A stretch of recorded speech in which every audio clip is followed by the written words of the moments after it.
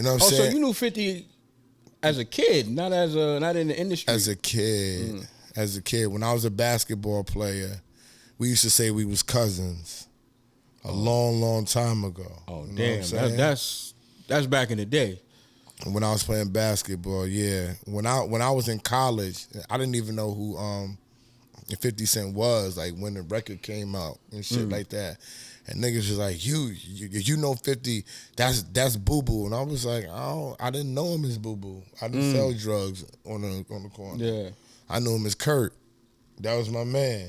You know what I'm saying? Yeah, damn. So when I saw he was 50 Cent, I couldn't believe it. You know what I'm saying? I still tell the story, like I didn't see him for a long time, and then we was at his crib for the MTV shit. It was a long time ago when his second album came out. Me and Rock Wilder was there, and at the end of the party, he saw me coming. He's like, "What the fuck you doing here?" I was like, "I manage Rock Wilder." He's like, "You in the music business?" I was like, "Yeah, nigga, I manage Rock Wilder." And on camera, he's like, "Yo, Rock, I used to tell niggas that this was my cousin." And he was tripping, and he told me to stay at the party. I won't ever forget it. He's like, "Yo, just stay here. And I didn't stay. Because I had to go. I had the DJ Twins with me. I had Rock Wilder with me, and they all drove in my car. You know what I'm saying? And 50 had a private party at his crib, and they was like, "Yo, we gotta go, blah, blah, blah." And I wasn't gonna give them the keys to my truck at that time. Like I was. You ain't trust him enough. It wasn't about I didn't trust him enough. I had a very nice car, and I just wasn't like, I didn't know the situation is he gonna help me get back home? Yeah. Why is he telling me to stay? Yeah. Blah, blah. But I still think to this day he holds that against me. Oh man. You don't forget shit. That I didn't stay. You know what I'm saying? Because I swear to God, when I left, my man was Rodney. Is Rodney that was dead? Was Hot Rod there? It was two other Rossdale dudes that was there, and they was like, "You bugging for leaving." Oh man. They said, "You leaving, Ran?" I was like, "Yeah, I gotta go. I got the twins with me. I got Rock Wilder with me. I gotta go. I manage Rock Wilder. You know what I'm saying? They gotta get back to New York. We in Connecticut. They looking at me like, yo, bro, we not waiting around." Oh, so I had to go. So that was the last time that I actually had that one-on-one contact with him. We've seen each other since then. It hasn't been as warm though, but we cool. If there was a problem, oh my God, you're the only person on earth who got a one-on-one. So you gave up the dinner.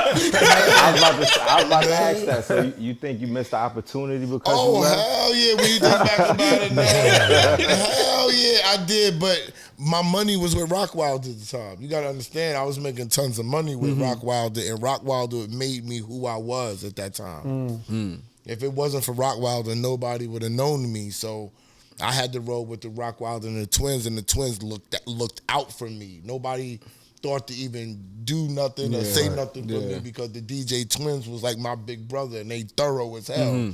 So I rolled with who I was rolling with. It wasn't nothing. I'm like, I'm going to see him again and stuff like that. But if there was a problem, we would know because he would have said something about it. I'm not big enough pause for anybody to even care about, to even say nothing about at this time. You know what I'm saying? But yeah, hell yeah, I missed the shot. You know how you feel something like when I drove, when I was driving them home, I felt it. Oh, was that shit going in slow-mo when the car was pulling off? Like, nah,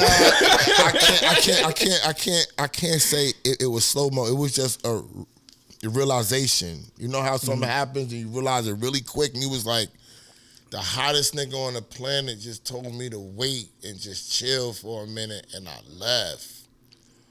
Why the fuck did I do that? Second album, he was on fire. Yeah, he was on fire. That's crazy. He was on fire. That's to me, that looks like would you do $500,000 to Jay-Z? You chose the 500. You think so? I mean, I would have stayed. Like it ain't even a choice to that. Like just to say this, my loyalty to Queens and Queens people would have had me just stay there. It was it was really a different type of like circumstance that if somebody would have been able to tell him or tell somebody else, he would have been like, "Oh, I'm tight, but I see why he left." Yeah. Because these niggas was relying on him, and I know what type of niggas that them niggas is, and I'm not trying to put other people from me on somebody else's shoulders telling me to stay behind. It was just a tricky situation, but yes, the opportunity was definitely lost, if you want me to talk about it. I got a lot of those lost opportunities. Well, you know, the fact that you even in the room to get those opportunities is a blessing. It's a blessing, you know what I'm saying? yeah. So,